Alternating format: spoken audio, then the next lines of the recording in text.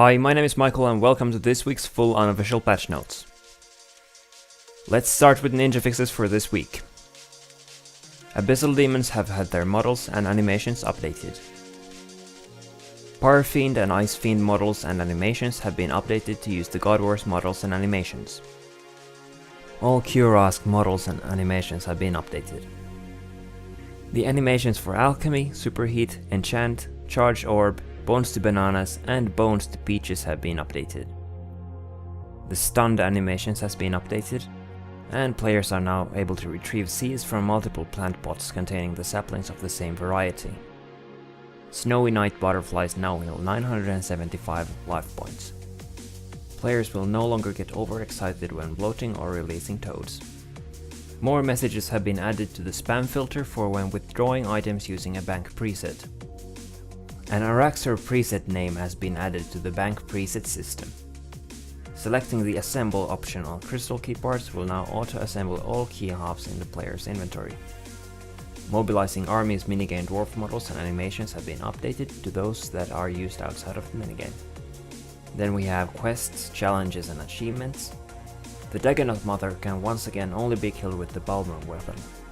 The scrolling position of the quest journal interface now resets when switching quests, to ensure the journal doesn't appear to be blank. The combat level for the Skeleton Warlock in the Restless Ghost quest overview has been updated. A typo in Examiner's dialogue during Digside quest has been updated. Pinning tasks will no longer display a different task than the one selected. Okay, so then we have skills, D&Ds and minigames, only one this time. Weapons are now always sheeted when tending a bonfire. So let's move on to graphical fixes for this week. The icon for the Mourner gear in the player-owned house armor case has been updated. Some world map icons in Legacy have been corrected. Players will no longer slide if they click Listen to Musician from a distance.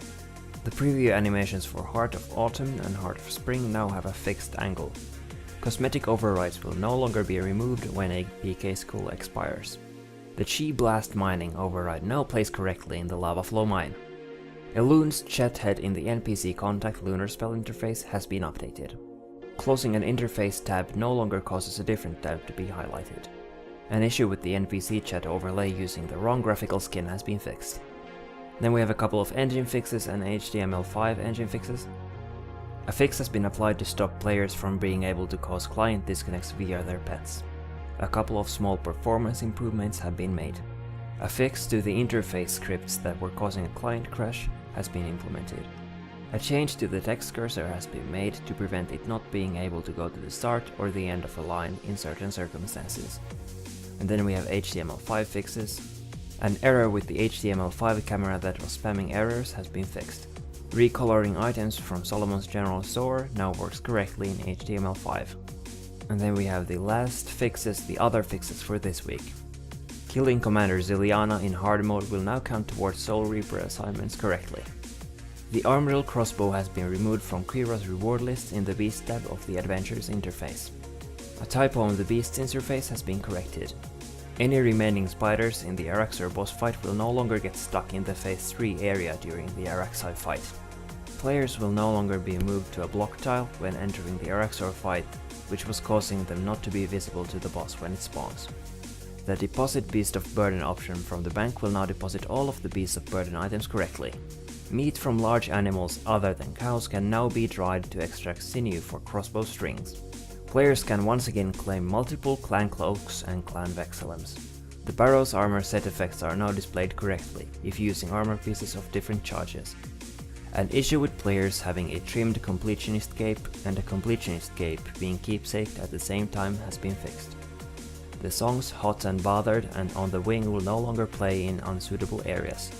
Clearing several items in turn in the wardrobe interface no longer resets slots to their old override.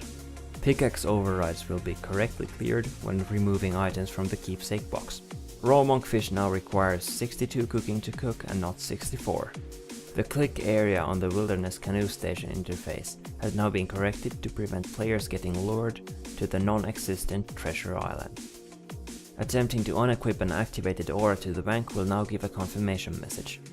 The size of the options menu has been increased to allow space for the Facebook logo checkbox. The chat tabs in Legacy will now flash blue for a short period of time and remain blue until the appropriate tab or the All tab is selected. Okay, thank you so much for watching this week's patch notes. I hope you enjoyed it. Ratings and comments are appreciated, and I hope to see you again soon.